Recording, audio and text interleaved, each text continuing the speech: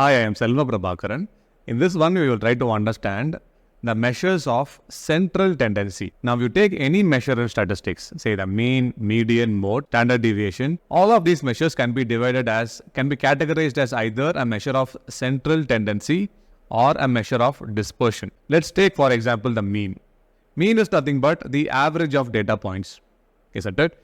Now, average represents where most of the data points are located. That's why the measures of central tendency describe the location of the data. Whereas measures of dispersion, such as standard deviation, talks about how much the data varies from the mean, right? So that's why measures of dispersion describes the spread of the data. Now, if you start any data science or machine learning project, you will be handling a data set. You'll be working with a data set. Now, the very first step is we start analyzing the data. Say you have a data set like this.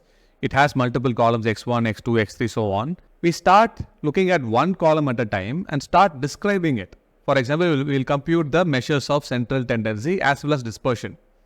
You take one column at a time. Say you take x1, compute the measures, and then you go to the next column, compute the measures, and so on and so forth. Now, since we are looking at analyzing one column at a time, this process is what we call as the univariate analysis, which is nothing but, given a data set, we take one column at a time and compute the measures of central tendency and dispersion. Now, the main measures of central tendency are the mean, which is nothing but the average of the values, which is nothing but, again, is you just sum up all the values divided by the total number of values, which is nothing but the average of the data. So, mean is one of the measures of central tendency, so is the median and the mode. Median is nothing but, say you have 10 items. You have 10 items in data, all right? Median is nothing but the middle value after you sort the data. So, you sort all the 10 items, 10 values, the middle value. So, in this case, the fifth and the sixth values will be the middle value. So, you take the average of the fifth and the sixth, then that would be the median. Suppose if we have 9 items, 1 to 9, isn't it? If that is the case, the middle value will be the fifth value. So, in that case, the fifth item, the value of the fifth item will be the median. Hope that is clear.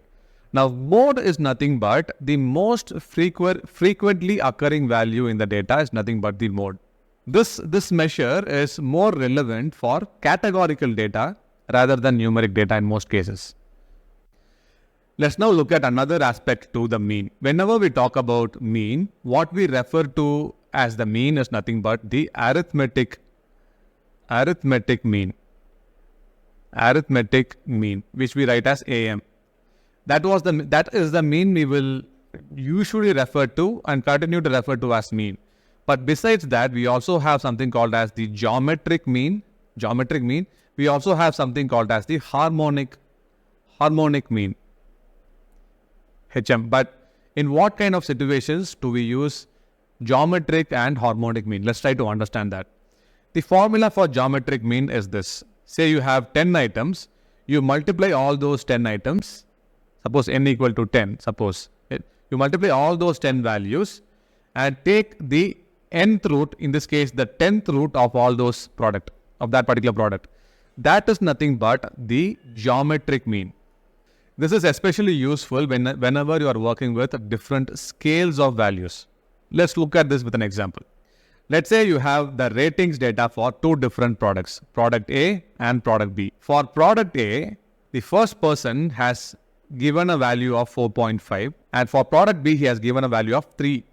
All right. These two values has been rated. Likewise, a second person has rated product A as 68 and product B as 75. Now, only that, the ratings given by both of these persons, person 1 and 2, are of different scale. The first person has rated it out of 5, whereas the second person has rated it out of 100. Now, we don't have this data. In that case, what we would do, if we take an arithmetic mean, we will simply add 4.5 plus 68 divide by 2. That would be the arithmetic mean here. But will that be the right way to compute the mean in this case? Ideally, we should normalize both of these values. So 4.5, when you normalize it, you bring both of them to the same scale, this would become 0.9, right? So it becomes 0.9 out of 1.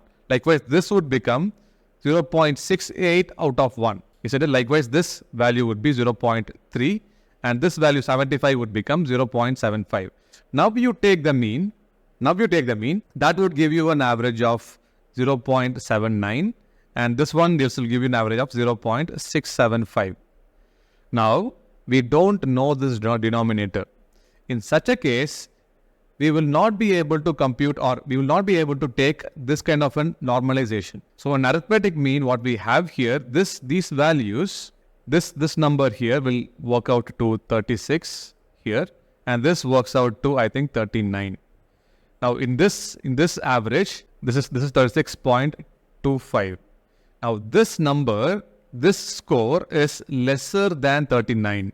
Whereas if you normalize and take the average, this score 0.79 is greater than 0.675. So ideally product A has a better rating, which is not getting reflected by taking an arithmetic mean of the usual or the raw values as it is. So this is a problem. However, this can be simply overcome if you compute a geometric mean. That is, take the product of both of these values and take a square root. You take a geometric mean. Now the order is retained. The value of product A, the rating of product A is greater than the rating of product B. So the idea is, whenever you are dealing with different scales of values within the same data, then take a geometric mean instead of taking an arithmetic mean. Now let's look at when to use the harmonic mean, simply written as HM. The formula for harmonic mean is just the exact opposite of an arithmetic mean. Look at this. This is the formula for arithmetic mean. We take an inverse of the whole formula, right? So the n goes to the numerator, the whole thing in numerator comes to the denominator, and we take an inverse of each of these terms also. So that way you can remember the formula for harmonic mean. Now, when to use it? Whenever you are dealing with rates, for example, the speed of vehicles. In such situations, instead of computing the arithmetic mean, if you compute the harmonic mean, that will give you the actual average speed. Let's see that with an example. Let's say you have a person who travels from the point A to point B. These 2 points are 10 kilometers apart. He goes from A to B and comes back from B to A. That completes the journey. So he goes from A to B at the speed of 5 kilometers per hour, comes back at 30 kilometers per hour. Now, given this stats, what is the total average speed? Now, this is a typical high school question. How would you solve this? We will take the total speed as the total distance traveled, which is 10 plus 10, the onward journey and backward journey, right? A to B and B to A. So 10 plus 10 divided by the total time taken. So onward, the speed is 5 kilometers per hour. So it will take 2 hours to complete. The backward, the return journey is 30 kilometers per hour, right? So that would take about 1/3 of an hour. So totally the total speed would be 10 plus 10, which is 20, divided by 2 1/3. So that turns out to 8.57 kilometers per hour. That's the total average speed, total average speed. Now, if you do it, if you compute the same thing using harmonic mean, we will get the same answer as well. The total number of journeys is 2, n equal to 2. We do 1 by x1, which is 1 by 5 here, and 1 by x2, which is 1 by 30 here. That also gives you the same answer. So in general, what's the thumb rule? When to use arithmetic mean, geometric mean, and harmonic mean? Arithmetic mean we use whenever we are dealing with objects of same scale.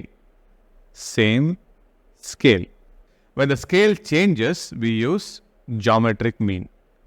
Different scale. And whenever we are dealing with rates, such as speed, we use harmonic mean. Now, this might be a bit cumbersome. When to use harmonic mean and geometric mean, it might be a bit difficult to remember whenever you are using this. So, it's up to you. If you want to use them, well and good. Otherwise, whenever you're dealing with different scale, you can still go for arithmetic mean, but make sure you are normalizing the values of the variables, like how we did in the geometric mean example. Likewise, whenever you are dealing with rate values, You might need to apply your own intuition of what is the right way to compute the average speed in this case. So you need to use your intuition and then apply arithmetic mean still. But generally in practice, we almost always use arithmetic mean. It's good to have an understanding of what is geometric mean, what is harmonic mean, and when to use them. What is the use case of actually applying these two formulas?